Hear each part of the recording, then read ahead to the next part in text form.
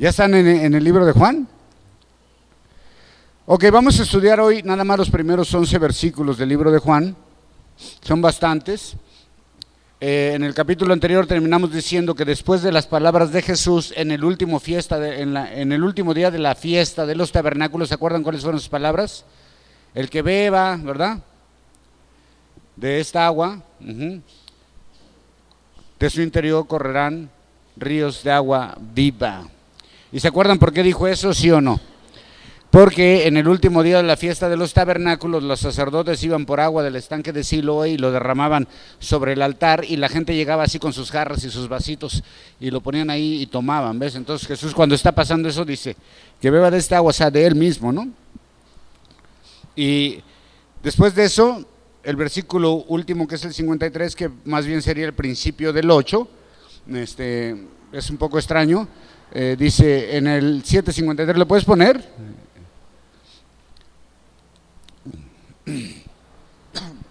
Dice que se fueron todos a su casa, ¿sí se acuerdan? Y eso fue lo que pasó, acabó el servicio y se fueron todos a su casa, igual que aquí. Pero Jesús se fue a otro lugar, ¿ok? Y esta siguiente historia realmente es muy conocida y nos habla de la misericordia de Dios, y el propósito de esta historia es llevarnos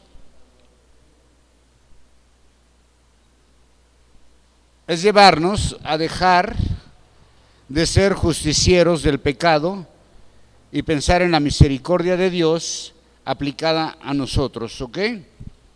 Pero aunque se dice, fíjate, esto es muy interesante, se dice, los eruditos, que en los manuscritos más antiguos esta historia no está en el Evangelio de Juan.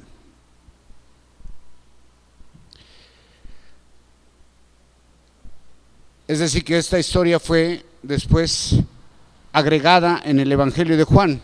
Y una de las cosas, una vez que en el Evangelio de Juan, en los manuscritos más antiguos, no existe, también pierde el sentido literario, no tiene el sentido literario que tiene Juan, y sale del contexto del libro de Juan. Así que se piensa que fue agregada con el tiempo esta historia, ¿ok? Una historia real, pero que realmente fue insertada en el libro de Juan. Porque si tú ves el libro de Juan, realmente, ¿de qué está hablando Juan? Está presentando a Jesús como ¿qué? Como el Mesías Salvador. ¿A quién? A los judíos, ¿no? Entonces esta historia sale un poquito del contexto de lo que está hablando, pero bueno, es una historia real que fue insertada tiempo después. Vamos a leer, eso es lo que dicen los eruditos, no lo digo yo, ¿ok? No, yo no he visto los manuscritos más antiguos, pero según los eruditos dicen que en los manuscritos más antiguos del Evangelio de Juan esta historia no está registrada ahí, ¿ok? Vamos a leer del versículo 1 al 11.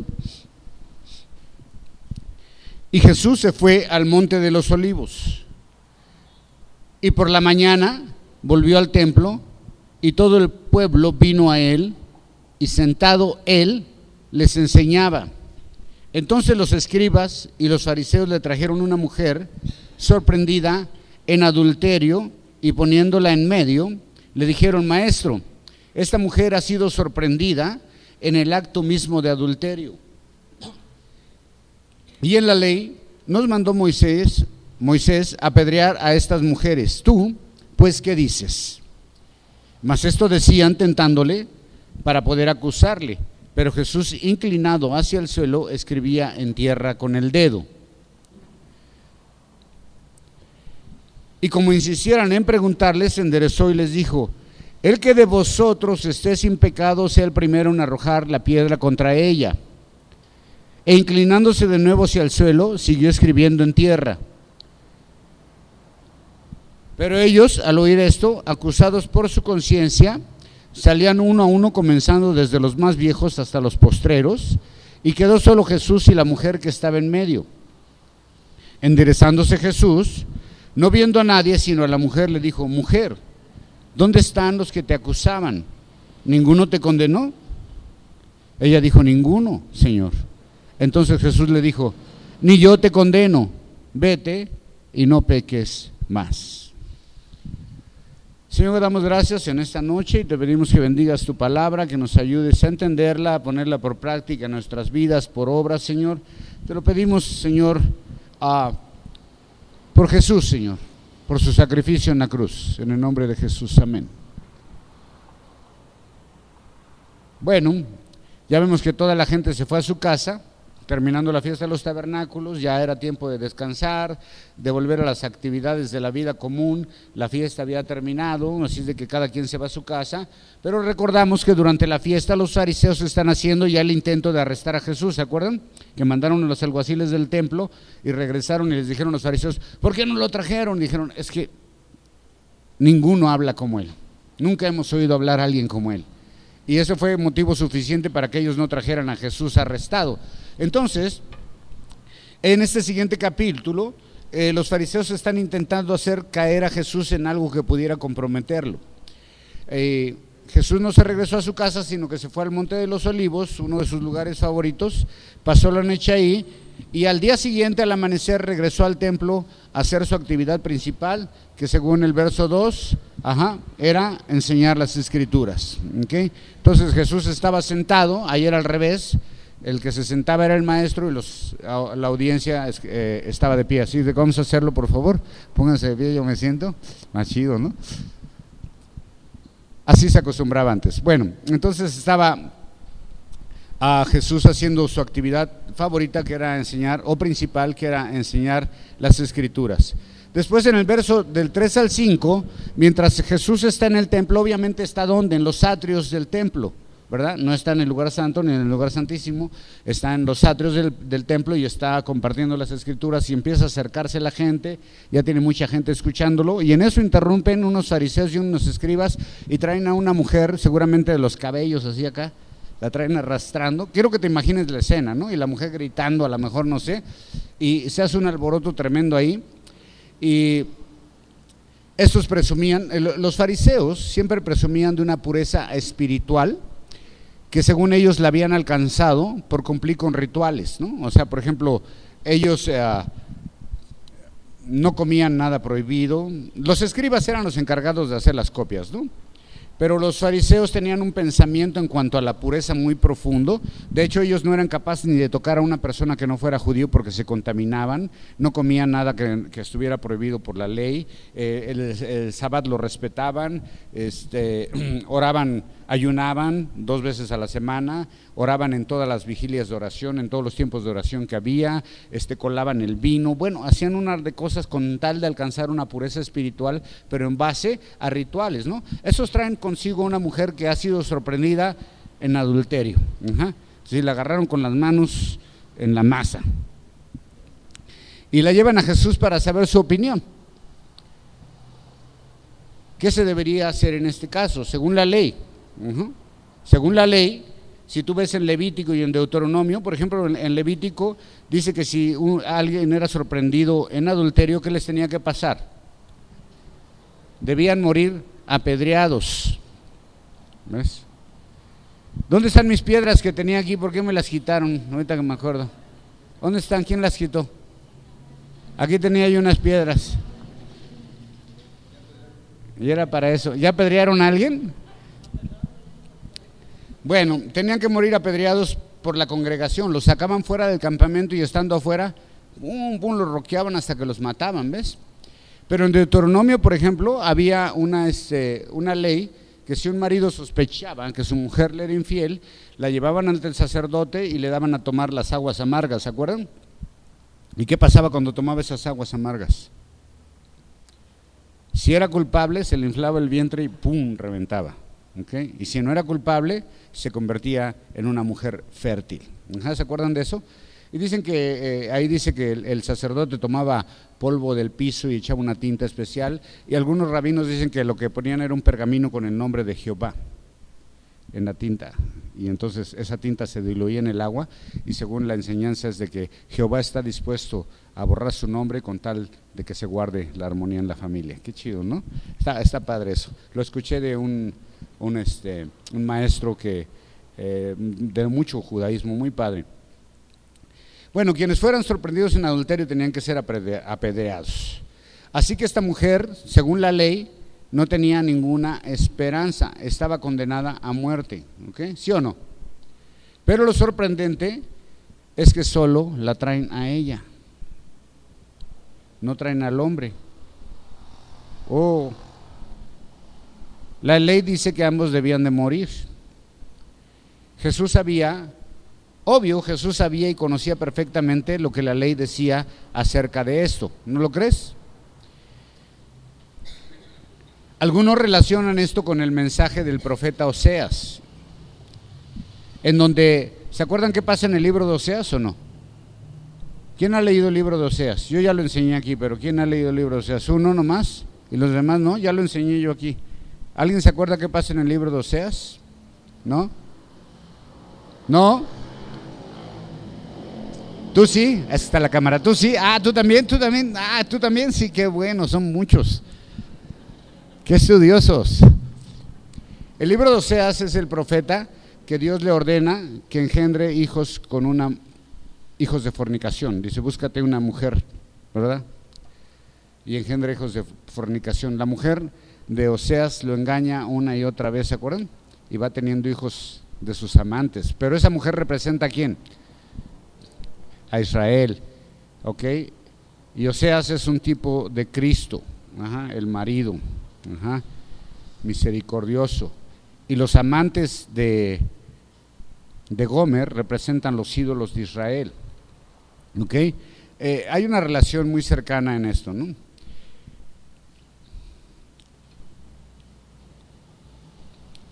Así es de que algunos ven en esta escena una figura del libro de Oseas, si lo queremos ver por el lado espiritual.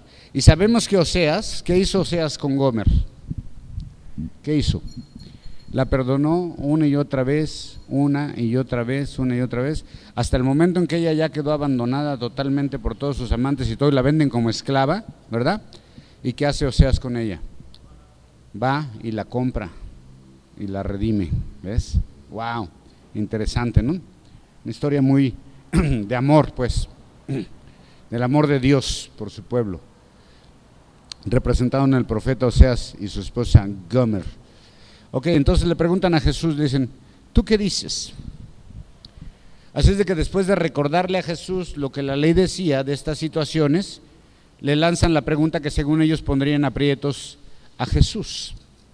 Los comentaristas, los eruditos en la Biblia y los historiadores dicen que en Roma habían quitado los tribunales de sentencia de muerte de los judíos. ¿Sabían eso?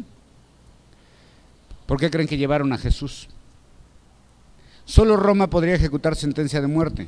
Tanto es así que para cuando querían ejecutar a Jesús, ¿quién tuvo que dar el veredicto de sentenciarlo a muerte? ¿Los judíos o los romanos? ¿Quiénes? Los romanos. ¿Ok? Los judíos no podían. Los romanos les quitaron ese derecho. Hay un carro sonando la alarma, creo que es el mío. ¿No? Bueno, yo ni carro tengo, ahorita que me acuerdo que está en la cama, yo traigo bicicleta. Entonces, ¿de quién es ese carro? Los romanos habían quitado el derecho de ejercer la pena de muerte a los judíos, ¿ok? Ya se murió. Entonces, ¿qué está pasando aquí? Así que el punto de los fariseos que llevan a esta mujer era probar a Jesús. Si Jesús decía, apedréenla, mátenla, iría en contra de las disposiciones de las leyes romanas. Si pedía misericordia, iría en contra de la ley de Moisés. Wow, ¿ves? El verso 6 es muy claro. ¿Para qué lo estaban haciendo? ¿Para qué llevaron a esa mujer si ellos sabían lo que tenían que hacer? ¿Para qué llevaron a esa mujer? Dice, ¿para poder qué? Tentándole, para poder acusarle. Ese era el punto. A ellos no les importaba realmente lo que había hecho la mujer. Eso pasó a plano secundario. Tanto es así que ni siquiera llevaron al hombre. ¿Ves? El punto era, esta mujer nos va a servir para matar a Jesús. Ese es el verdadero punto del capítulo. ¿Ves? No es tanto lo que hizo la mujer. Si ellos hubieran querido realmente hacer sentencia contra la mujer, tendrían que haber llevado al varón, a la mujer, ir con las autoridades romanas y decir, necesitamos su permiso para matar a estos dos. ¿Okay?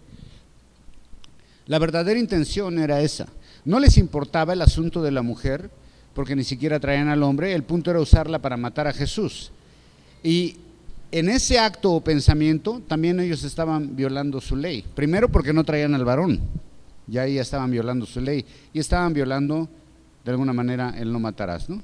Además que al no llevar al varón, pues obviamente se veía que todo era un engaño, un truco, ¿no? Entonces Jesús no hace caso. Ellos están ahí con la mujer. Imagínate, Jesús está enseñando y de repente entran unos tipos escandalosos arrastrando a una mujer que va gritando y le dicen, a ver, esta la agarramos y a ver, ¿qué vamos? Imagínate el show, ¿no? Pero Jesús no les toma en cuenta y se queda así agachado porque él está sentado y está escribiendo así. No los toma en cuenta, los ignora. ¿Qué escribía? Nadie lo sabe. Aunque mucho se ha dicho de esto, que no, que estaba escribiendo Jeremías 17, no, que estaba escribiendo la ley, no, que le estaba escribiendo el nombre de cada uno, los estaban ahí, sus pecados. Es pura especulación. ¿Qué escribía? No sabemos, pudieron ser bolitas y palitos, ¿no? Realmente lo que parece es que el punto principal de Jesús es ignorarlos, o sea, no caer en sus tonterías, ¿no?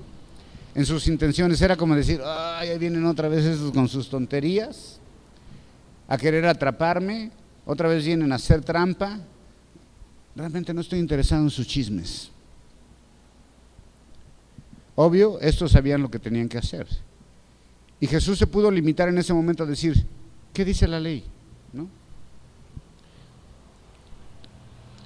Pero piensa, en el Nuevo Testamento, ¿cuántos apedreados conoces? En el Nuevo. Esteban, otro. Pero a Pablo no lo mataron. Muertos a pedradas en el Nuevo Testamento, ¿quién?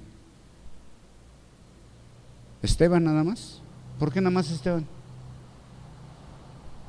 ¿No habían pensado en eso? ¿Por qué nada más Esteban fue el único que murió apedreado en el libro de los Hechos? No registra más casos, más que a Pablo, que lo apedrearon una vez, pero no lo mataron, ¿ok? Y los intentos que hicieron alguna vez los fariseos de agarrar piedras y hacerle la finta a Jesús de que lo iban a apedrear. Así que parece que los apedreamientos por parte de los judíos cesaron en gran forma por la disposición del gobierno romano, de quitarles el tribunal de justicia de pena de muerte. Entonces, cada vez eran más escasos los apedreamientos. Y esta ley, según los historiadores, era muy reciente, según había nacido en el año 30 de Jesús, es decir, cuando apenas Jesús comenzó su ministerio fue que a los judíos les quitaron esto. Pero esta no era la primera vez que ellos intentaban atrapar a Jesús de esta manera. Fíjate, Mateo 22, 17, 18, 19, 20 y 21, dice: dinos pues, ¿qué te parece? ¿Es lícito dar tributo al César o no? Pero Jesús, conociendo la malicia de ellos, les dijo: ¿por qué me tentáis, hipócritas? Ay, me encanta Jesús, qué chido es, ¿verdad? Cuando vienen así con chismes y cosas así, imagínate que lleguen: pastor, ¿qué debemos hacer? Que yo diga: ¿por qué vienes con tus payasadas, hipócrita? Órale. ¿Te imaginas Jesús hablándoles así a los sacerdotes? Le dice: muéstrenme la moneda del tributo, y ellos le presentaron un denario. Entonces le dijo: ¿de quién es esta imagen en la inscripción? Del César, ¿verdad? Le dijeron: de César, y les dijo: dada pues al César lo que es del César y a Dios lo que es de Dios. Y con eso salió Jesús de la bronca, de la trampa que le habían puesto. Así que esta mecánica de los judíos para atrapar a Jesús la usaron en diferentes ocasiones. Entonces ya aquí tenemos el verdadero propósito de su visita a Jesús. Realmente no era el problema de la mujer, no era querer hacer justicia, no era querer hacer la ley, cumplir la ley de Dios. Lo que querían era comprometer a Jesús para poderlo acusar de algo ilícito en contra del gobierno romano o de las leyes de Dios. Para ellos no tenía escapatoria. Aquí va a caer porque tiene que caer, aquí cae porque cae. Lo que diga le va a salir mal, y con eso ya lo tenemos para matarlo. Qué bonitos sacerdotes, ¿verdad? ¿Verdad que sí? Queriendo matar. Y bueno, Jesús sigue escribiendo palitos y bolitas, y como insistieran, debido a su insistencia, Jesús levanta el rostro y les lanza un reto. Toma su tiempo, los deja que sigan ahí diciendo, y él acá, bien tranquilos, ¿verdad? Y entonces Jesús levanta su vista y les dice, ok, el más puro y santo, que le dé el primer rocazo. ¡Pum! ¿Te imaginas cómo le sonó eso?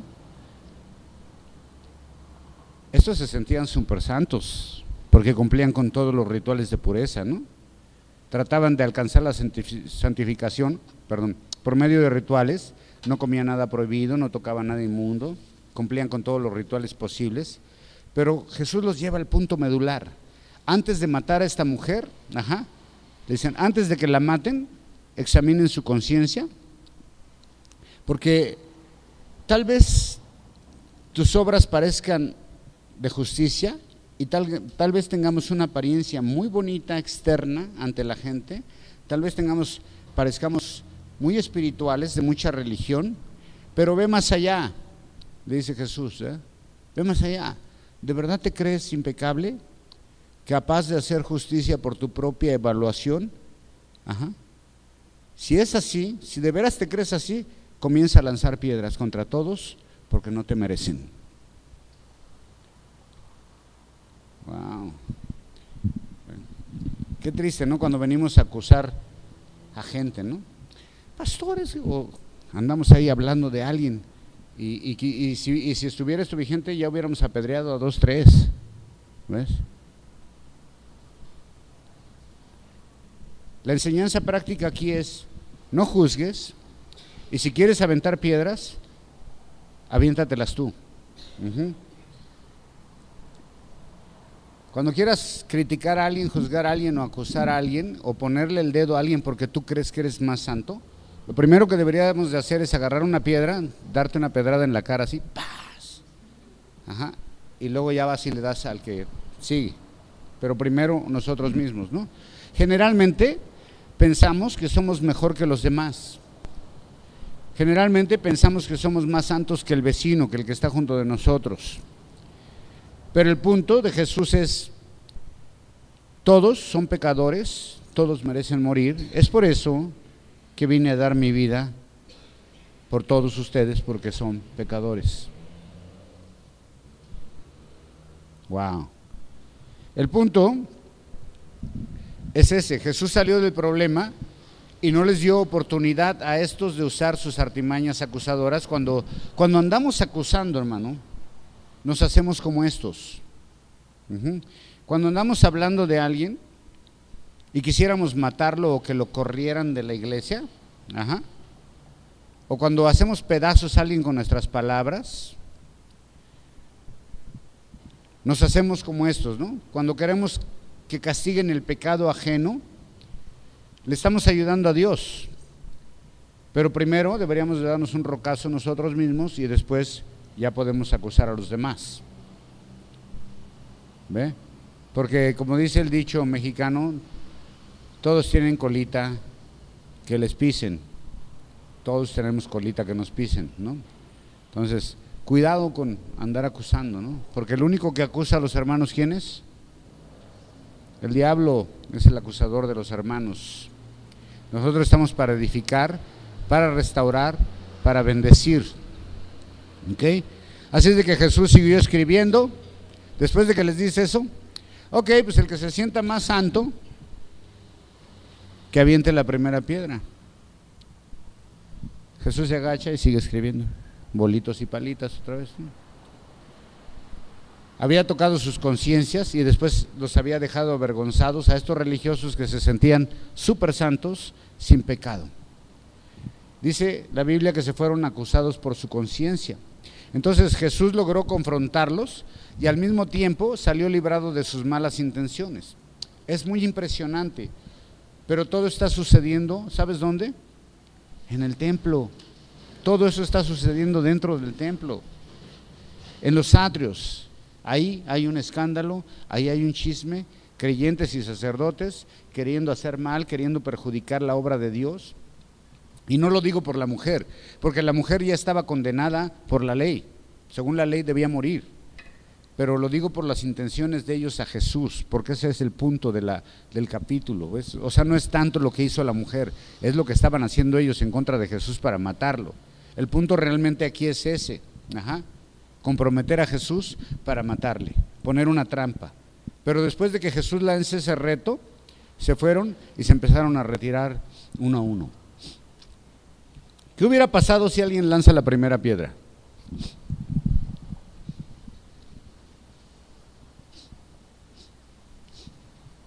¿Cómo tuviera que haber vivido entonces esa persona después? Esa persona que lanza la primera piedra hubiera tenido que cambiar toda su vida por completo a partir de ese día. Y entonces tendría que convertirse en la persona más intachable en todos los aspectos, porque él era alguien que había dicho: yo estoy libre de pecado, le voy a dar piedra. ¿Ves? Y a partir de ahí todos los ojos estarían en ese que aventó la primera piedra, y todo el mundo querría saber si realmente era santo como decía.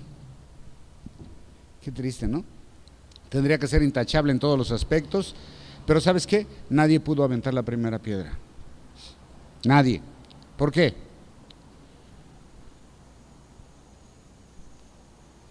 Porque todos se sabían pecadores. ¿Ok? Aunque hoy, en nuestros días, sí nos atrevemos a juzgar y a lanzar piedras, cuando realmente todos merecemos lo mismo. Es por eso que vino Jesús a morir. Si no, ¿para qué vino Jesús? Si somos tan santos y perfectos, ¿para qué vino? Si podemos alcanzar el cielo por nuestra propia santidad, entonces ¿a qué vino Jesús? Todos merecemos lo mismo. Es por eso que Jesús vino a morir por nosotros, porque somos pecadores. Aunque ahora existe gente que son más santos que el Espíritu Santo, ¿no? Que son impecables y andan ahí acusando y juzgando y poniendo el dedo a todo mundo, y le desean la muerte a cualquiera que no sea tan santo como ellos. Qué triste, ¿no, hermanos? Que haya gente que se ponga en ese nivel de santidad así, para andar acusando y que diga: es que yo soy el más santo de esta iglesia, ¿no? Qué triste. ¿Qué pasó en el verso 10 y 11? Pues se fueron y no quedó nadie. Así que después de esta gran escena, solo se quedan Jesús y la mujer. Y las palabras de Jesús a ella son muy tiernas, muy tiernas, muy dulces. ¿Ves? No hay dureza, no hay condenación. No le dice: mensa, no te cuelgues, casi nos matan por tus idioteces. Pecadora, o algo así. Solo le dice: mira, ya no están, eres libre, estás viva, no pasa nada. Eso es algo maravilloso, ¿no? Una mujer que estaba condenada a muerte, en un segundo es libre, y sin pasar por ningún juicio, sin pasar por disciplina de 6 meses, ni nada por el estilo. ¿Por qué será que nosotros somos tan fuertes, tan duros con la gente? Y alguien se equivoca y córranlo, sentado, 2 años sin hablar. O sea, ¿por qué? O sea, ¿quiénes somos? Los pastores acá, ¿qué se creen o qué? No entiendo yo eso. La Biblia dice que todos somos seres humanos sujetos a pasiones y tentaciones. ¿Ves? Pero ya una vez que te subes tú aquí y tienes el micrófono, ya eres súper santo, ¿ves? Y ya puedes acusar y juzgar y disciplinar y castigar. ¿Por qué? O sea, ¿quién eres o qué onda? Si Jesús estaría, te diría: sí, a ver, avienta la primera piedra, quiero ver.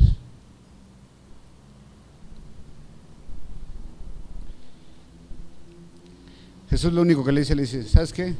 Vete y no peques más. Y ahora Jesús le dice: vete, conmigo no hay problema, estás perdonada, solo ya no te metas en más problemas. Esa es la misericordia de Dios. ¿Ves?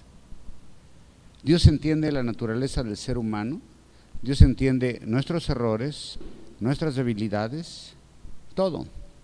¿Quién no comete errores? ¿Quién no se equivoca? ¿Quién no peca? Dime, ¿quién no pecó esta semana para hacerle un monumento aquí ahorita? ¿Quién? ¿Quién no cometió un acto pecaminoso esta semana?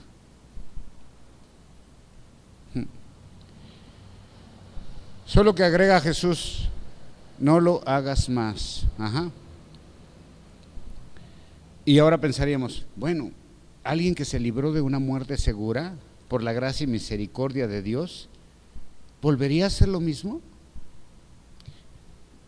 Y la respuesta todos decimos, claro que no. Ya no volvería a hacer lo mismo. Ya le libraron de la muerte, no creo que vuelva a hacer lo mismo. Ya entendió la lección. Pues aunque no lo creas, hay muchos que vuelven a lo mismo.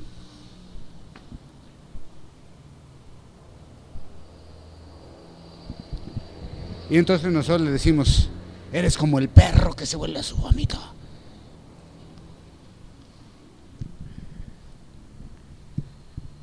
Porque nosotros somos perfectos, malos pastores, ¿eh? Hay muchos que batallan mucho con sus vidas, con sus hábitos, con muchas cosas, ¿no?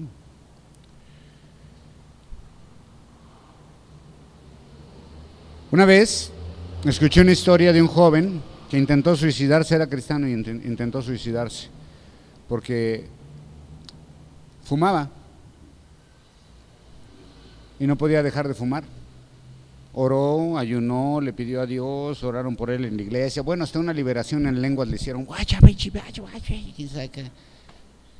y no pudo dejar de fumar. ¿Ves? Y entonces dijo, no puedo agradar a Dios. Y si voy a vivir así, pues mejor me quito la vida. Después lo fue a ver el pastor, le dijo, ¿qué pasó? No, pastor, pues es que la neta no puedo dejar de fumar. Ya hice todo lo posible, no puedo. Entonces es que tú no tienes el Espíritu Santo. No, o sea, qué triste es cuando somos así, ¿no? Ahora, esta historia termina aquí y no sabemos qué hizo esta mujer. ¿Obedeció a Jesús o no? ¿Vivió ya una vida diferente, un estilo diferente de vida? Ojalá, ¿verdad? Qué padre sería que una vez que Jesús la salvó, la sacó de la muerte segura, ella entendió y dijo, ¿sabes qué? Me cayó el 20, ya, no voy a pecar más.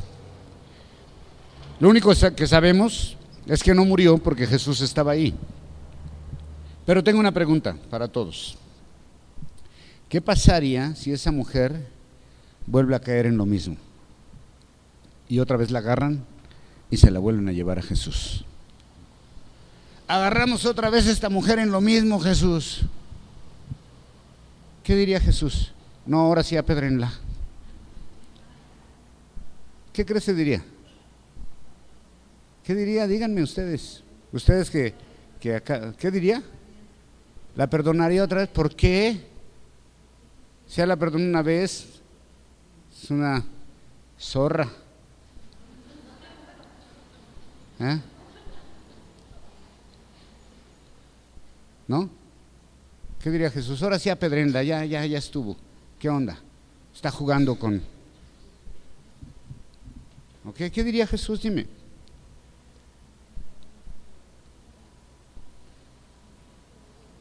¿O la salvaría otra vez? ¿Le salvaría otra vez? Sea lo que sabía que eso iban a decir. Y entonces, ¿por qué cuando alguien se equivoca 2 veces lo destrozamos nosotros?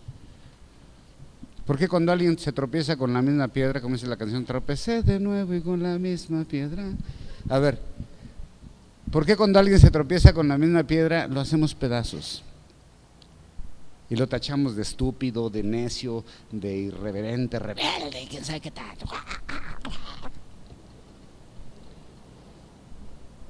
¿Acaso nosotros somos muy perfectotes así? Entonces,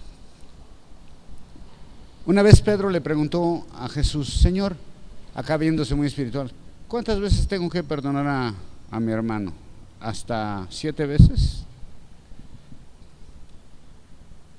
¿3 veces 3 más 1? No, digo 2 veces 3 más 1.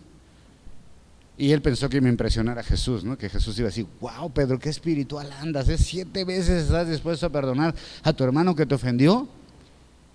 No, Pedro, estás pesado. Y Jesús le dijo: no, todas las veces que necesite. Qué aburrido, ¿no? Perdonar, perdonar, perdonar, perdonar, perdonar, perdonar. Ya me cansé. ¿No se ha cansado de perdonar? ¿Sí o no? ¿Sí? La verdad es que sí nos cansamos, porque no tenemos ni así de lo poquito de la misericordia y gracia de amor, ni del amor de Dios no tenemos ni así. Aunque pensamos ser muy acá, ¿verdad? Muy espirituales y gloria a Dios, hermano.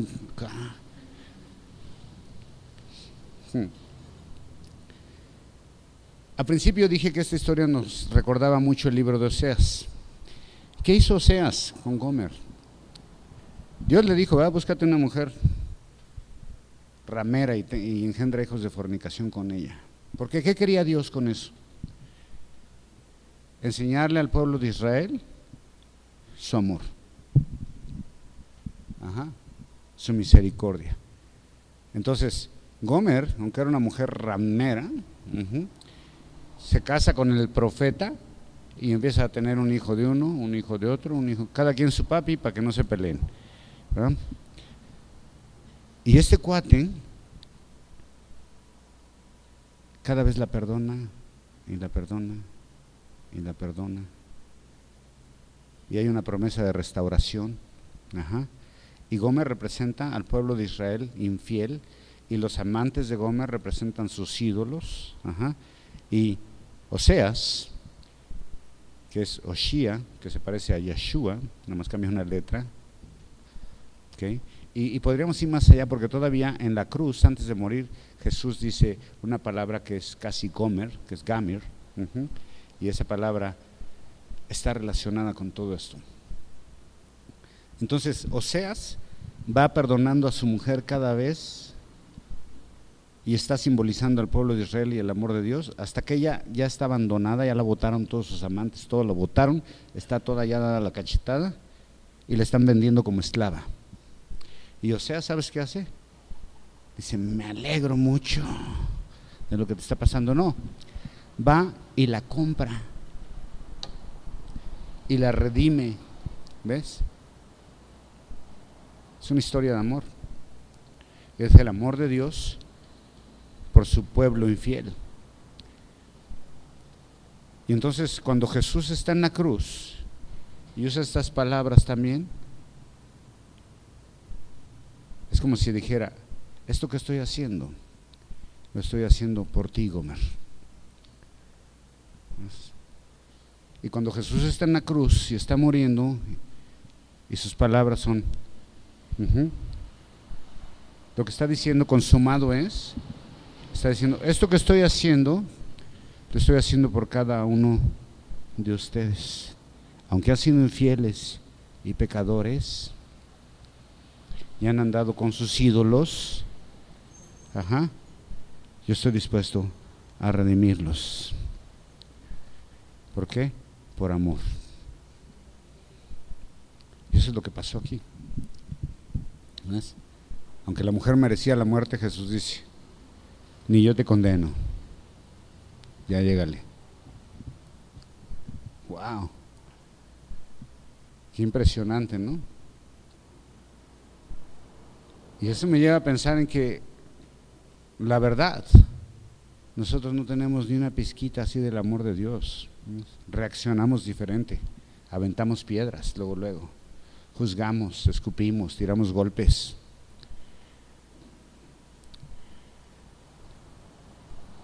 Y decimos: eso no se va a quedar así. ¿verdad? Porque no entendemos el amor y la misericordia de Dios. Así que lo que Dios perdona, ya ves que hay un versículo que dice, lo que Dios unió, no lo separe el hombre. Yo inventé uno ahora que dice, lo que Dios perdona, no lo juzgue el hombre. ¿Okay? Pero si te sientes súper santo, pues avienta la primera piedra, pero en tu cara. Porque solo así vamos a entender el amor y la misericordia de Dios. Una persona que ha crecido espiritualmente, que conoce a Dios, que se está relacionando con Dios, es capaz de perdonar la más terrible de las ofensas, el más terrible de los daños. Y tiene que ser de corazón. Hace unos tiempo atrás, no sé, soy muy malo para recordar fechas y todo eso. Lo único que sé es que nací en el 73. Eso es lo único que me acuerdo. Bueno, no. Una conocida, más amiga de mi esposa, de Emma, le mataron a uno de sus hijos.